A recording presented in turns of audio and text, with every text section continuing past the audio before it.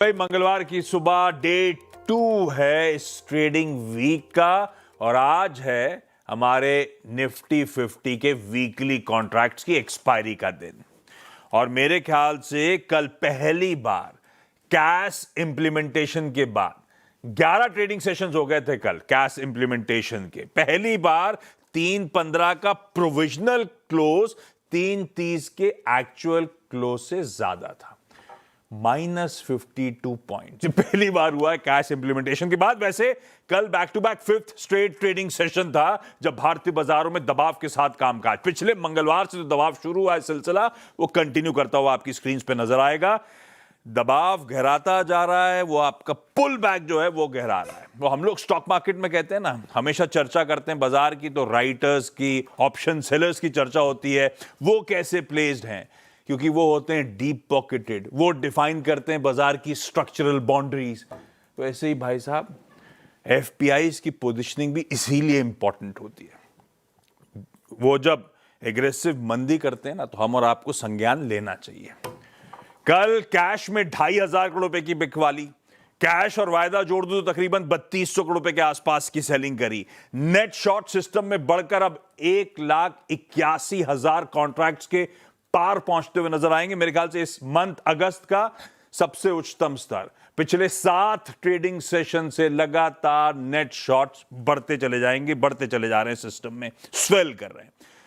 चलिए कोई ना, अपने दिन भी आएंगे। आज उनका है, कल अपना होगा। गिफ्ट निफ्टी लेकिन कह रहा है वो कल जो है वो आज नहीं आने वाला। फिर दबाव के साथ, फिर 1/3% दबाव है। 75 पॉइंट की कमजोरी के साथ हम लोग अपने कामकाज की शुरुआत करने जा रहे हैं, तो मामला गड़बड़ाता ही चले जा रहा है। ग्लोब के संकेत रख देता हूं क्विकली। एशियन पियर्स, कॉस्पी के बाजार दरअसल एक दिन की कल छुट्टी बना के लौट के आए, ये भी ध्यान रखिएगा। लेकिन हाँ, कॉस्पी बढ़िया कर रहा है, ताइवान बढ़िया कर रहा है। बढ़िया कर रहा है मतलब एटलीस्ट फ्लैट है, बाकी फ्लेट फ्लिप होगी तो मिला जुला सा एशिया का रुझान आपको नजर आएगा। यूएस के मार्केट्स हमने कल क्लोज के समय 1/4% दबाव से आधे % की मजबूती डाइजेस्ट करी थी। 1/4 डाउ दबाव में था, नैस्डैक 0.5% मजबूत था। तो उस लिहाज से तो यूएस का हैंडओवर थोड़ा खराब ही दिखेगा आपको। और आज सुबह के फ्यूचर्स पस्त पड़े हुए हैं, तो तब और अब लार्जली वैसे ही थोड़ा सा हैंडओवर पस्त सा नजर आएगा। तो मूड ठीक है, ऐसे ही है। कच्चा तेल हेडलाइन में मेंशन कर रहे थे प्रोड्यूसर साहब ने, बिल्कुल सही है। $91 के पार निकल गया, 89.6 के आसपास छोड़ के आए थे, तो $1.5 का उछाल वहां पे। बॉन्ड यील्ड छोड़ के आए थे हम लोग 4.69 पे, ताजा भाव 4.73 की तरफ। ये तो मामला थोड़ा सा गड़बड़ाता सा दिख रहा है। उभरते बाजार के लिए खास तौर पे समझ लिया जाए मामला है क्या। कल वो बोलते बोलते ट्रम्प साहब तो ओमान बमबारी उड़ा देंगे, मतलब कोई लिहाज ही नहीं है किसी का। एक औरा था यूएस का, आप इज्जत करते थे, क्या एकदम वाट लगा दी उन्होंने। भाई साहब क्या क्या हुआ ये बताओ। गुड मॉर्निंग आशीष। इनी मिनी माइनी मो करके पहले तो आज इस पे निशाना साधूंगा, आज उस पर निशाना साधूंगा। पहले तो हमारे चीफ इलेक्शन कमिश्नर साहब की तारीफ भी की उन्होंने आज ट्रूथ सोशल पे। हमारे चीफ इलेक्शन कमिश्नर साहब की तारीफ? हाँ, कि हमारे इलेक्टोरल प्रोसेस की तारीफ की उन्होंने, कि हर एक नागरिक के पास अपना खुद का वोटर आईडी है और ये हमारे नागरिकों के पास भी होना चाहिए, तो सेव द अमेरिका एक्ट को तुरंत पास किया जाए वगैरह वगैरह। तो उसमें हम यहाँ पे कहते हैं कि हमारा आधार सोशल सिक्योरिटी नंबर नहीं है, उनका तो वैसा है, तो वहाँ उल्टा तारीफ हो रही है हमारी। वहाँ तो तारीफ कर रहे थे डोनाल्ड ट्रम्प साहब। लेकिन हाँ, कल ओमान पर तो निशाना साधा उन्होंने। पहले तो ईरान से उन्होंने कहा कि भाई आप सफेद झंडी दिखा दीजिए, ये is my message to you. और अगर ओमान क्यों आया इस बीच में? क्योंकि ईरान और ओमान के बीच में बातचीत चल रही है स्ट्रेट ऑफ हॉर्मुज़ को लेकर के।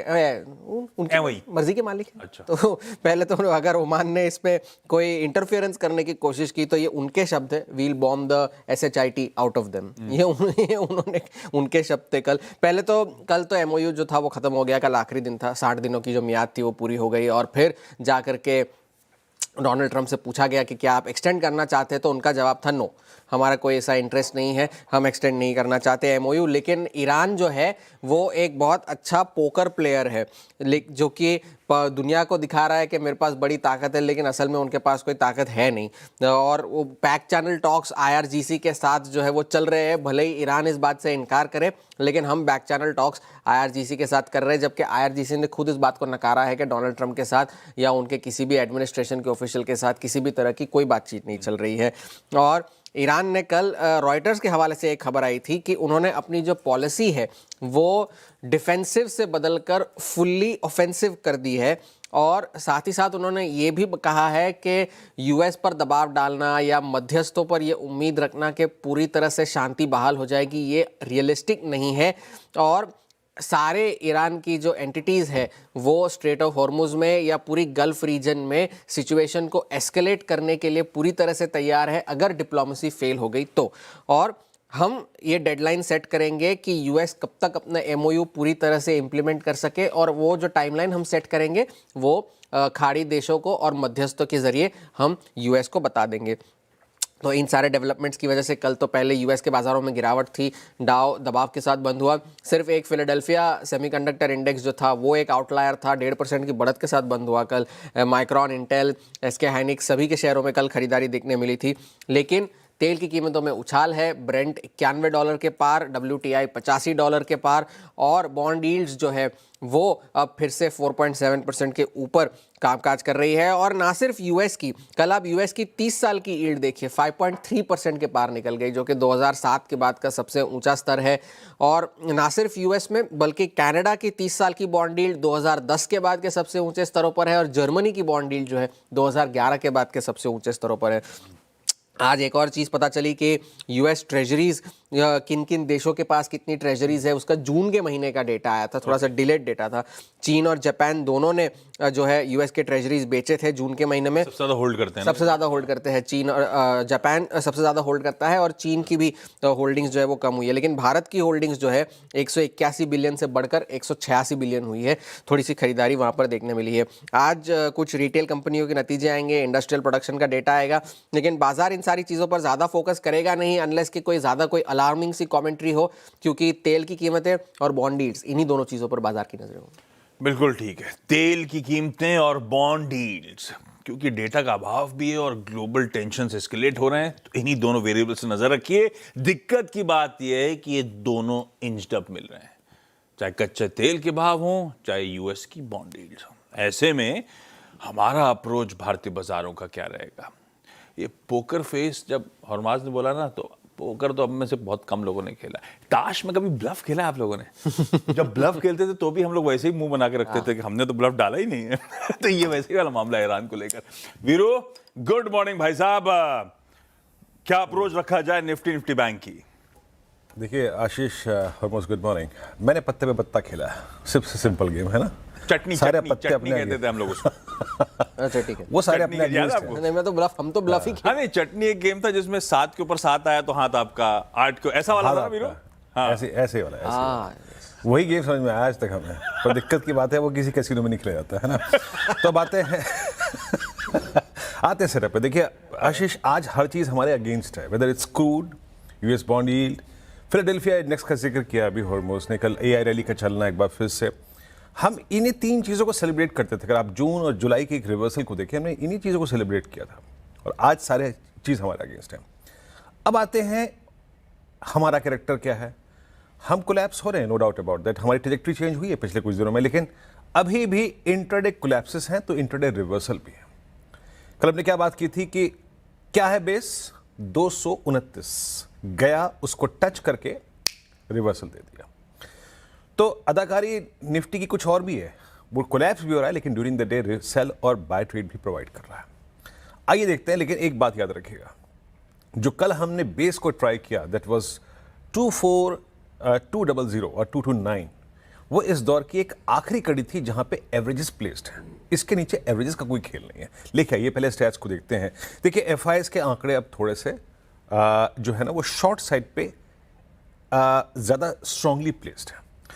2535 करोड़ रुपए की एफआईएस की सेलिंग, डीआईएस का 5101 करोड़ रुपए का buy. But look at index, उन्होंने कहा आप देखें इंडेक्स बेचा करीब 785 करोड़ का, 654 करोड़ रुपए का निफ्टी बेचा, 127 करोड़ रुपए का निफ्टी बैंक बेचा, और उनके नेट शॉर्ट कॉन्ट्रैक्ट अगर आप देखें तो अब बढ़कर, अब आप समझिए कि ऑलमोस्ट अगर आप देखें 1,81,000 कॉन्ट्रैक्ट, ह्यूज।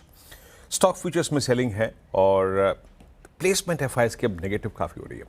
एक ट्रेडिंग पैटर्न होता था उनकी, कैश की कम selling, index slightly short, put short और स्टॉक फ्यूचर्स बाय थे, बट अब सेलिंग कैश में है, अब सेलिंग इंडेक्स की है, शॉर्ट बढ़ रही है, कॉल राइटिंग है और स्टॉक फ्यूचर्स वगैरह देखें तो ये ऑल अराउंड सेलिंग है। ये कोई प्लेसमेंट नहीं है किसी प्रकार की कि हाँ ये चीज़ चलेगी, ये चीज़ नहीं चलेगी। अब एक आइए आप ऑप्शन राइटर्स। देखिए आज एक किरदार ये भी है कि इन सारे नेगेटिव इंडिकेटर्स और पैटर्न्स के बीच में एक्सपायरी भी है। 24, 300, 400, 500 की कॉल बिकी हुई है, but tough call writer stands eight 24400 और नीचे पुट राइटर्स 24,300 पे भी हैं, 24,200 पे भी हैं, 24,100 पे हैं। बड़ा ओआई 24,300 पे खड़ा था, लेकिन अब क्लोजिंग उसके नीचे आई। तो अब आइए लेवल्स पे बात करते हैं सीधे। निफ्टी का base 1 is more than critical. आपको एक गैप डाउन मिलेगा और गैप डाउन के बाद अगर ये पहला लेवल होल्ड कर रहा है, इसका मतलब ये है कि एक्सपायरी अपना किरदार निभा रही है। A slight pullback again towards RS1 is quite possible in that circumstances. तब पॉसिबल होगा, बट 181 और 223 का जाने का मतलब क्या होगा? इसका मतलब यह है कि आप पुट राइटर्स को तोड़ रहे हैं। आपने 24,300 के पुट राइटर को तोड़ा, आपने 24,200 के पुट राइटर को तोड़ा, आपने राइजिंग 50 डेमा को तोड़ा और आपने राइजिंग 100 डेमा को तोड़ा। इन दैट केस एसएल्स का ट्रिगर होना, एग्जिट होना, ये बेस 2 को खोल देगा ट्रेड अकॉर्डिंगली।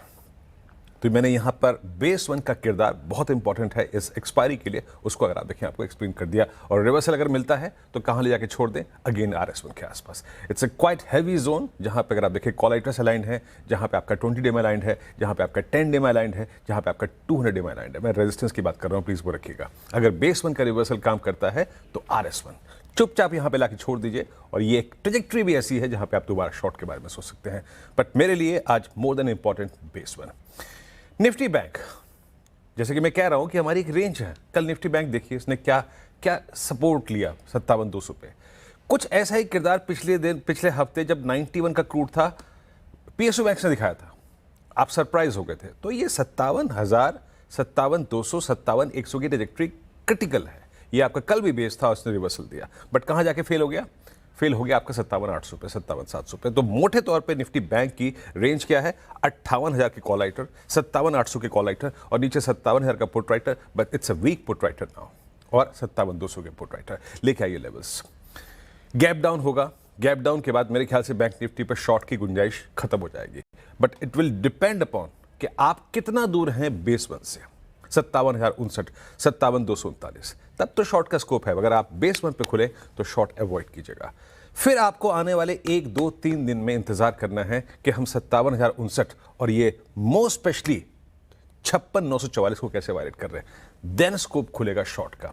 और निफ्टी बैंक में अगर शॉर्ट आपको करना भी है तो तर्क संगत शॉर्ट याद रखिएगा RS1 के आसपास है, ना कि बेस 1 के आसपास। आशीष, परफेक्ट है। ये हो गया आपका अप्रोच निफ्टी बैंक का आज एक्सपायरी डे का।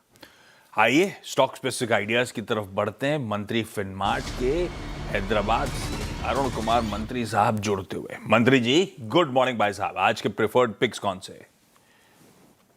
जी आशीष जी गुड मॉर्निंग। आशीष जी आज में एक और ब्रेक डे होता हुआ नजर आ रहा है, फिर भी चूंकि हम सपोर्ट पे खुल रहे हैं, 2 बाई साइड के कॉल्स लेके आया हूं। तो पहला स्टॉक होगा पॉलीकैब।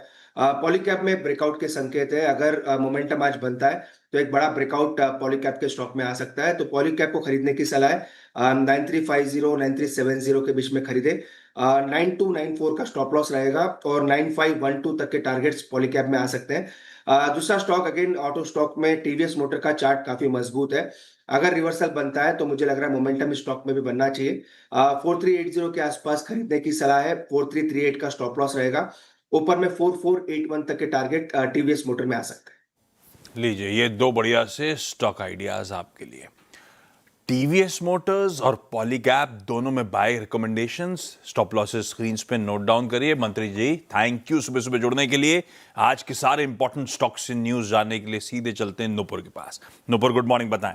Good morning. पेटीएम के साथ शुरुआत करते हैं। यहाँ पे आज ब्लॉक डील देखने को मिल सकती है। करीबन 4,900 करोड़ की ब्लॉक डील है। रेजिलिएंट एसेट मैनेजमेंट 5% हिस्सेदारी जो है वो बेचते हुए नजर आ सकती है। डील की जो फ्लोर प्राइस है 1535 रुपए के आसपास के मौजूदा भाव से 3% का डिस्काउंट आपको नजर आएगा।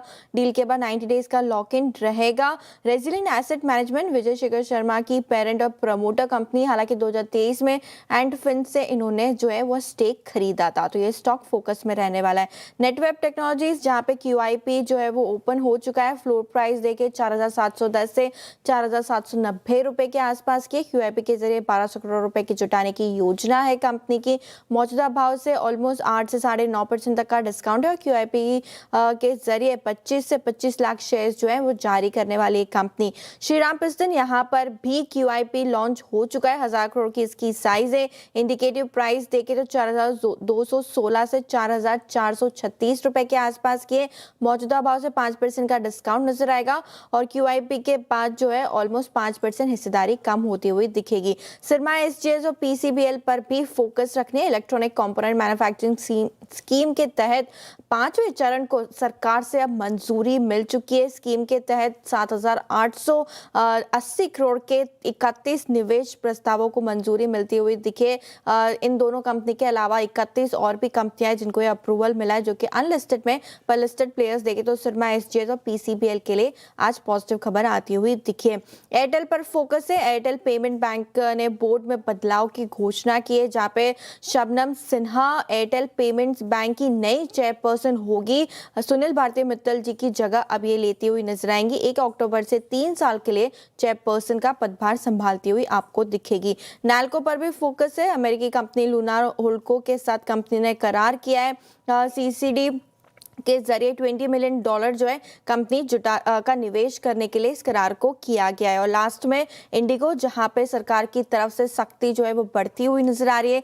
सरकार ने एयरफेयर पर ड्राफ्ट नियम सुप्रीम कोर्ट को जो है सौंप दिए, जहां पे सर्च प्राइसिंग और एक्स्ट्रा बैगेज को लेकर भी यहाँ पर जो प्रस्तावित नियम है वो सुप्रीम कोर्ट को देते हुए नजर आए। तो कस्टमर्स के लिए पॉजिटिव खबर हो सकती है, इंडिगो के लिए स्लाइटली नेगेटिव। चलिए, सारे इंपॉर्टेंट स्टॉक्स की न्यूज अपने रडार पे रखिएगा और डिटेल लिस्ट लेकर आएंगे टॉप 20 में आपसे कुछ ही देर बाद। लेकिन यहां पे एक छोटा सा ब्रेक के उस पार इंदौर चलेंगे। पृथ्वी फिनमार्ट के मनोज कुमार जैन साहब होंगे आज की बढ़िया सी कमोडिटी कॉल्स देने के लिए। Manoj ji, good morning. आता हूं।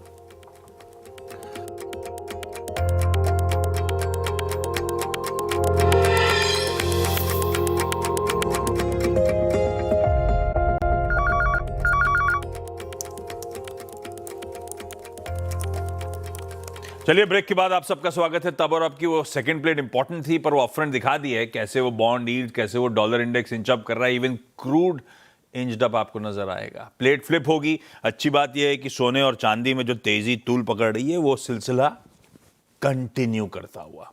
खैर, आज कमाई कैसे होगी मनोज सर बताएंगे। मनोज सर, गुड मॉर्निंग, बताएं। Good morning Ashish ji. और बिल्कुल यहाँ पे ट्रेंड जो है पॉजिटिव बना हुआ है। कल हमने फ्रेश ब्रेकआउट होते हुए देखा है। गोल्ड $4,440 और सिल्वर $66 के ऊपर जो है इंटरनेशनल मार्केट में निकलते हुए नजर आए हैं। तो हमारा मानना है कि मोमेंटम यहाँ पे कंटिन्यू होता हुआ दिखेगा, क्योंकि जो फेड के रेट हाइक के जो फियर्स है वो थोड़े से कमजोर पड़ते हुए नजर आए हैं। तो सोना और चांदी दोनों में मजबूती बनी रहेगी। वोलेटिलिटी काफी है, इसलिए ऑप्शन के जरिए रणनीति बनाने की सलाह रहेगी। गोल्ड विनी की 1,56,000 की कॉल ऑप्शन को यहाँ पे अगस्त मंथ की खरीदने की सलाह रहेगी। 1,400 के आसपास खरीदना है। स्टॉप लॉस 990 की रहेगी। लक्ष्य यहाँ पे 2,100 का रहेगा। साथ ही यहाँ पे सिल्वर मिनी की जो अगस्त की 2,44,000 की कॉल ऑप्शन, इनफैक्ट 2,45,000 की जो कॉल ऑप्शन है उसको खरीदने की सलाह रहेगी। 1,800 के स्तर पर खरीदना है। स्टॉप लॉस 1,440 के रहेंगे और लक्ष्य वहां पे 2,500 के रखना है। लीजिए भाई साहब, सोने और चांदी पे नजर रखनी है। इनके कॉन्ट्रैक्ट जो स्क्रीन पे हैं उस पर खरीदारी करने के मौके नोट डाउन करिए स्टॉप लॉसेस और टारगेट्स के साथ। Manoj sir, thank you so much सुबह से वक्त निकालने के लिए। लाइए भाई आज का इवेंट्स कैलेंडर। मंगलवार का दिन है। निफ्टी 50 के वीकली कॉन्ट्रैक्ट्स की एक्सपायरी अपने लिए सबसे इंपॉर्टेंट। हम वैसे वो एक चीज बताना भूल गया। कल मैं कह रहा था इवेंट्स कैलेंडर में इंडिया अनएम्प्लॉयमेंट रेट आना है शाम को 4 बजे। वो आया। मॉस्पी का डेटा था। जुलाई का अनएम्प्लॉयमेंट रेट 5.5% से घटकर 5.1%। मंथ ऑन मंथ इंप्रूवमेंट है। अनएम्प्लॉयमेंट रेट रिड्यूस हो रहा है। अच्छा, उसमें भी रूरल अनएम्प्लॉयमेंट में मार्क्ड रिडक्शन है। अर्बन जसका तसे थोड़ा सा इंच अप कर गया है। खैर, वो तो खैर क्योंकि कल इवेंट्स में मैंने कहा था इसलिए मैंने कहा उसको रिकैप तो कर ही दूं। आज की बोर्ड मीट्स BPCL और बालकृष्ण इंडस्ट्रीज, ये दोनों फंड रेजिंग पे बोर्ड मीट करने वाले हैं, पर ये दोनों एनसीडीज के थ्रू फंड रेजिंग करना चाहते हैं तो स्टॉक इंपैक्टिंग शायद ना ही हो। उसके बाद इंटरनेशनल जेमोलॉजिकल इंस्टीट्यूट और पिकाडिली एग्रो इंडस्ट्रीज की बोर्ड मीट्स हैं। ये दोनों अंतरिम डिविडेंड पे इनके बोर्ड्स विचार कर रहे होंगे।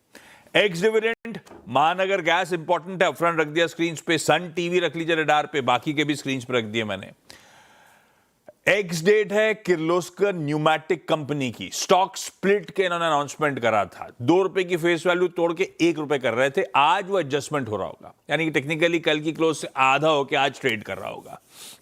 मिल्की मिस्ट डेयरी फूड्स की आज लिस्टिंग है, 140 रुपए का इश्यू प्राइस, सक्सेसफुली 1550 करोड़ रुपए मोबिलाइज करे और 56 टाइम्स ये आईपीओ भरा था। सॉलिड रिस्पॉन्स था क्यूआईबी से। 2 आईपीओ आज से सब्सक्रिप्शन के लिए खुलने जा रहे हैं। सनशाइन पिक्चर्स 282 करोड़ का और एक संकेश ज्वेलर्स है तकरीबन 370 करोड़ रुपए का आईपीओ है। क्रॉम्पटन ग्रीव्स कंज्यूमर की आज प्रेस मीट है। ये क्रॉम्पटन की नई ब्रांड आइडेंटिटी और इनिशिएटिव्स अनवेल कर रहे होंगे। मुंबई में वो प्रेस कॉन्फ्रेंस है।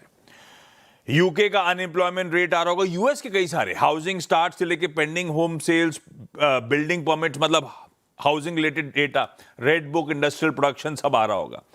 हॉर्माज ने मंडे सुबह कहा था, कल सुबह कहा था कि रिटेल से जुड़ी कंपनियों के नतीजे बहुत सारे आने हैं। शुरुआत आज होगी। होम डिपो के नंबर्स यूएस में आज शाम को आ रहे होंगे। 2 लॉन्चेस हैं।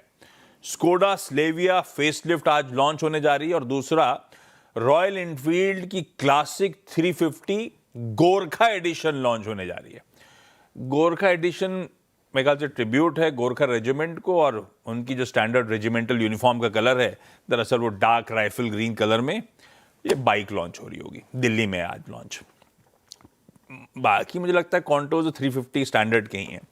टाटा सन्स की एजीएम है, होगी नहीं होगी मामला अटका हुआ था, लेकिन शायद टाटा सन्स की एजीएम आज हो रही है। दोपहर 2:30 बजे वो एजीएम शुरू होगी। फाइनेंस मिनिस्ट्री, कल मैं बता रहा था कि वो इनके डिपार्टमेंट ऑफ फाइनेंशियल सर्विसेज 2 दिनों का पीएसबी आइडिएशन कॉन्क्लेव कर रहा है, जिसे ये कहते हैं पीएसबी कॉन्फ्लुएंस। आज डे 2 है, देखेंगे कुछ आउटकम आया तो आया। खैर, गिफ्ट निफ्टी के क्यूज, क्योंकि मामला थोड़ा सा ग्लोब का गड़बड़ी है। वो कल डेडलाइन खत्म हुई है, दोनों ने जो रखी थी यूएस और ईरान ने, उसके बाद से तीखे स्वर देखने को मिल रहे हैं और भाव भी हिल रहे हैं। कच्चा तेल वगैरह उछाल दिखा रहा है, तो थोड़ा सा मामला गड़बड़ है। 90 पॉइंट इसलिए गिफ्ट निफ्टी शुरुआत करेगा दबाव के साथ, इस तरह की इंडिकेशन। खैर, ब्रेक ले लेता हूं, हमने बहुत कुछ कवर कर लिया है। ब्रेक के उस पार टॉप 20 में इंडिविजुअल स्टॉक्स की चर्चा कर लेंगे। उसके बाद 8 बजे तो आप जानते हैं 8 से 9 बढ़िया सा होमवर्क आज के पूरे सेशन का रेडी रहेगा आपके लिए। बंद रहिए सीएनबीसी आवाज पे। नमस्कार।